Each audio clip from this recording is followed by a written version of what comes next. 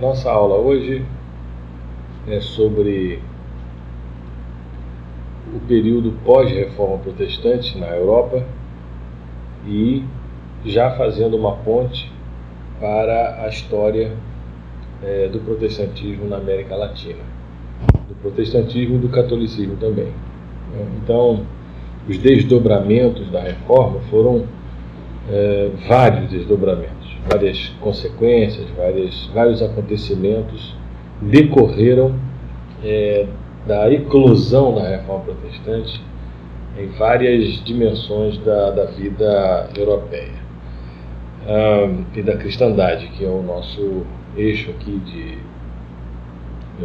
de abordagem desse curso.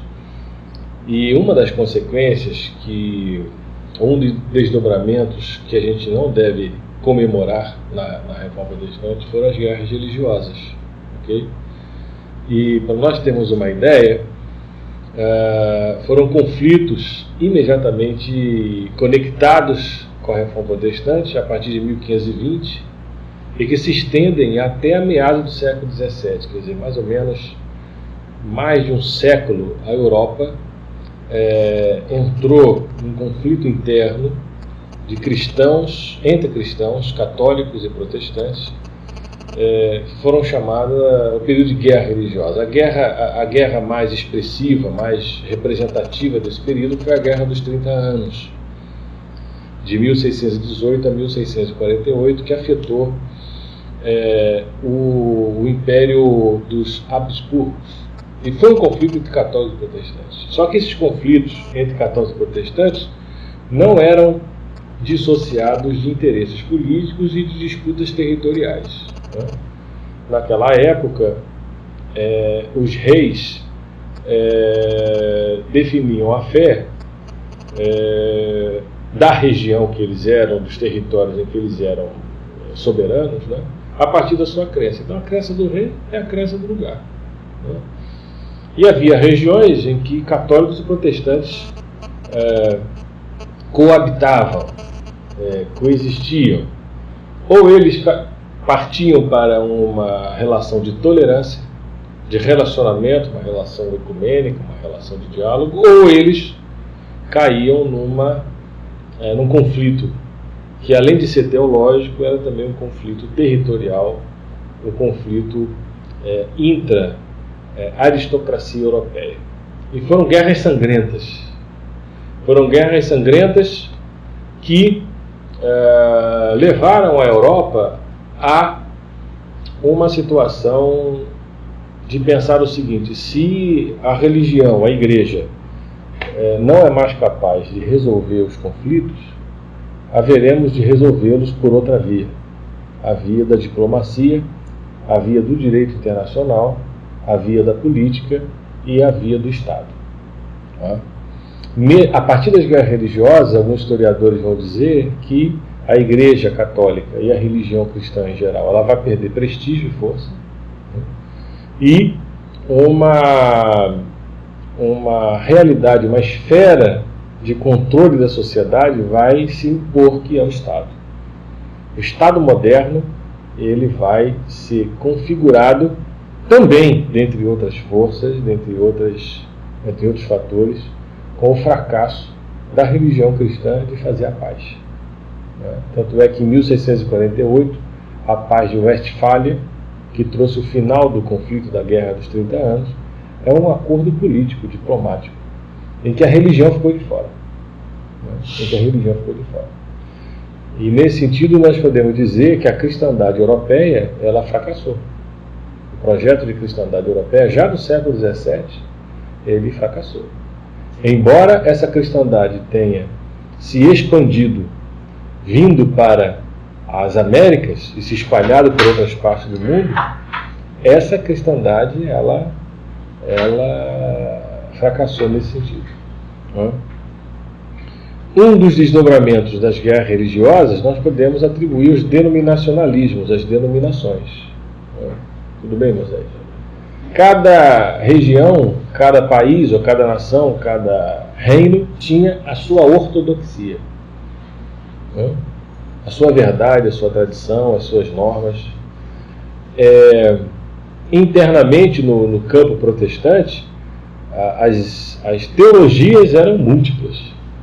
As teologias eram múltiplas. O próprio calvinismo, quer dizer, das grandes vertentes da reforma protestante, luteranismo, calvinismo,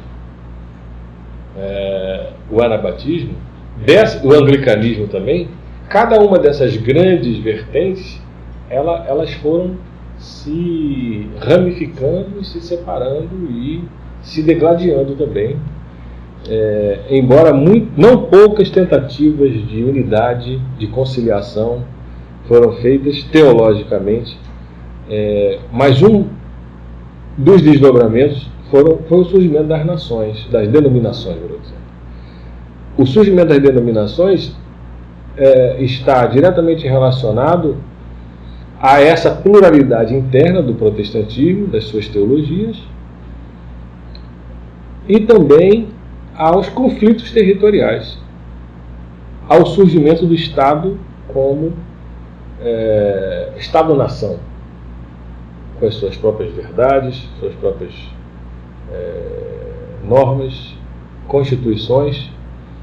Os ajustes internos que o protestantismo vai fazer, nesses ajustes internos que o protestantismo vai fazer, as denominações vão surgir como expressão da tentativa de também demarcar territorialmente verdades teológicas que sejam consensuais a um grupo de igrejas. Tá? O calvinismo não é uma denominação, mas o presbiterianismo se tornou uma denominação. O calvinismo é um movimento que atravessa todos os ramos do protestantismo, tá? O pensamento de Calvino. Tá? Do calvinismo, nós temos a influência no anglicanismo, dentro do anglicanismo. O calvinismo influencia o luteranismo e influencia também o anabatismo. Tá? O calvinismo é o pensamento de João Calvino, sintetizado principalmente na chamada Institutas da Religião Cristã, que nós temos ali 2 volumes de João Calvino, quando ele foi governante da cidade de Genebra e escreveu então esse tratado teológico. As Institutas da Religião Cristã são um tratado teológico escrito no século XVI, e João Calvino oferece esse tratado teológico ao rei da França. João Calvino era francês. No momento em que França estava vivendo um período de conturbação também, de conflitos entre protestantes e católicos. Não é à toa que a noite de São Bartolomeu, a terrível noite de São Bartolomeu, aconteceu nesse período. João Calvino quer evangelizar e convencer o rei da França de que o protestantismo não é tão mau, não é tão ruim quanto pintam. Né? E ele então escreve para o rei. Esse texto de Calvino, além de outros comentários bíblicos que ele fez, nós temos também alguns aqui, é uma vasta obra de um dos principais reformadores que essas obras vieram a influenciar a totalidade do protestantismo até hoje. Tá? As ideias principalmente da soberania de Deus, da predestinação, da ética e também uma teoria social, uma teoria política sobre o Estado e a Igreja. Calvino foi uma pessoa importante e o calvinismo também. Tão importante que Calvino tem uma relação direta com a história do Brasil, a história do protestantismo do Brasil, quando ele envia 8 pastores na missão de Villegagnon, na chamada França Antártica. 8 pastores enviados por João Calvino para cristianizar a terra aqui, a terra de Santa Cruz, né? O Brasil recém-descoberto. E como Villegagnon veio numa missão oficial, seu navio tinha católicos e protestantes, sacerdotes católicos e também pastores protestantes. E é claro que esse conflito teológico se manifestou na missão à França Antártica, e isso trouxe uma ruptura e uma cisão e perseguição e morte também dessa missão protestante aqui no Brasil. Voltando então ao calvinismo, o calvinismo vai se espalhar pela Europa.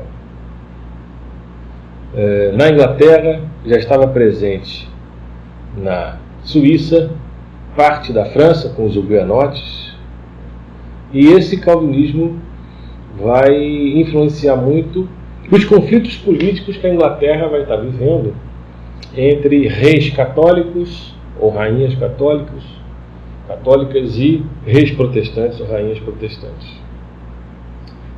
O calvinismo tinha uma concepção republicana, e ainda tem. O presbiterianismo é um modelo republicano de governo. E os conflitos que aconteceram na Inglaterra durante o século XVII estão diretamente relacionados com a presença do calvinismo, principalmente numa variante do pensamento calvinista que foi o puritanismo. Houve uma perseguição na Inglaterra por causa de uma rainha católica aos protestantes. Esses protestantes se refugiaram em Genebra, que era a cidade de Calvino. Calvino já não era vivo, acho que era Teodoro Beza que era o sucessor de Calvino. E esses protestantes anglicanos que se refugiaram em Genebra, quando a Inglaterra volta a ter um soberano protestante, eles retornam para a Inglaterra com essas ideias calvinistas.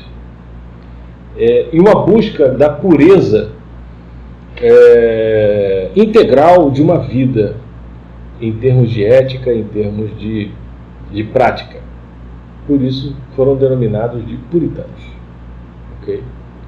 O puritanismo é um fenômeno, uma variante calvinista do século XVII, e que atravessa toda a história do protestantismo até hoje, ao ponto de alguns aqui no Brasil se auto-intitularem neopuritanos. Ok? Neopuritanos. E essa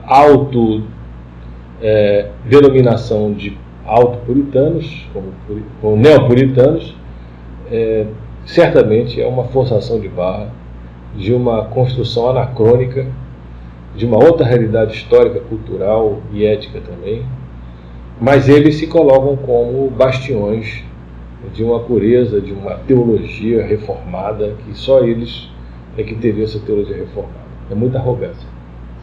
É muita arrogância. Bom, o puritanismo ele vai se conflitar com o anglicanismo, sobretudo na negação de que o anglicanismo era uma religião ligada ao Estado e o anglicanismo não se libertou de todos os ranços católicos, nos paramentos, no calendário litúrgico, em algumas questões teológicas. O anglicanismo continua sendo um catolicismo camuflado, disfarçado. E os puritanos não aceitavam isso. Essa crítica teológica era também uma crítica política. Era também uma crítica política. E isso levou a Inglaterra a um período aí, mais ou menos 60 anos, de guerras internas, até a Revolução Gloriosa. Isso acontece, então, de maneira bem complexa e dinâmica. Igrejas, movimentos tributários do anabatismo, da chamada Reforma Radical, assumiram, aderiram, acataram teses do calvinismo e radicalizaram essa relação, ao ponto de criarem a concepção eclesiástica ou eclesiológica de que a igreja não é a igreja ligada ao Estado. A igreja é aquela, só é igreja na reunião dos salvos, dos santos. Porque a concepção luterana e calvinista, mais ou menos, dizia assim: é possível que na igreja coexistam cristãos e não cristãos. A sociedade é cristã, o Estado é cristão, a igreja é cristã.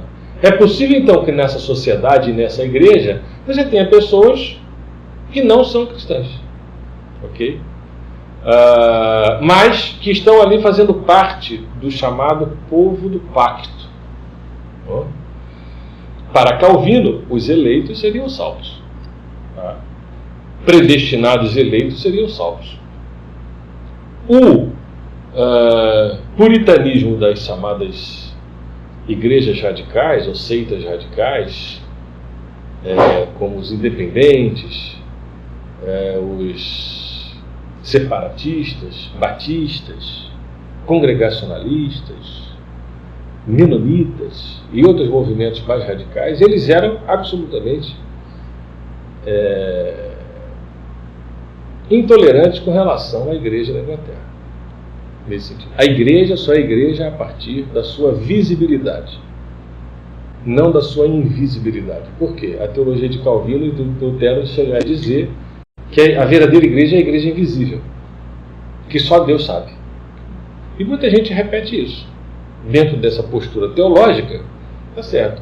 Mas numa teologia puritana, radical, num puritanismo mais radical, diria o seguinte: a igreja só é a igreja que aparece.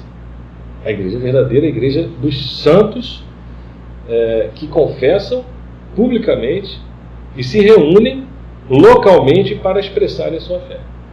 Com isso, defendiam a separação radical do Estado. A relação da igreja com o Estado, isso não existe. Okay? A igreja não é a estrutura, mas sim as pessoas. O puritanismo e o calvinismo, como transfundo, e o puritanismo como uma variante, tinha uma outra característica também que nós precisamos pensar e que isso vai influenciar muito também o nosso Ocidente, que é a ideia de que desde Lutero, ao traduzir a Bíblia, Lutero,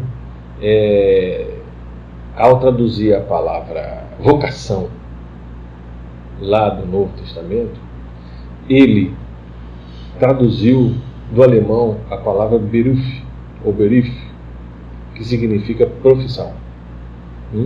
Ao fazer isso, ao fazer essa tradução, Lutero atinge toda a ordenação medieval que dizia que vocação só o clero tem, só os monges. Okay? O restante da plebe ignara, como diriam os fariseus, é tudo leigo. Ok? E os leigos ficam na relação subserviente e de dependência da intercessão do clero. Okay? Os leigos devem trabalhar, e o trabalho desses leigos é um trabalho como penitência, como purgação dos seus pecados, enquanto o clero, os monges, os mosteiros, os sacerdotes, eles na verdade estão trabalhando para a sua salvação. Eles estão intercedendo por você. Lutero, quando fala assim, todos são sacerdotes, gente, a importância da doutrina do sacerdócio universal. Todos são sacerdotes, logo todos são vocacionados. Ok? Beruf. Ele vai dizer que toda profissão é uma vocação. A partir disso, o sapateiro é tão importante quanto o sacerdote. O lavrador, ele é tão importante quanto o monge. E a busca de santidade, de ética, de pureza, ao invés de ser separada do mundo, extramundi, dentro de um mosteiro, Lutero, e principalmente Calvino, vai dizer que a vida, a ética, a vida cristã tem que ser vivida dentro do mundo. Dentro do mundo. Como? Pelo trabalho. O trabalho deixa de ser purgação, penitência e pecado, para ser um meio de você demonstrar que é eleito, um meio de você demonstrar que foi predestinado e que está cheio de graça, e que pelo trabalho você vai ser agraciado por Deus com bênçãos.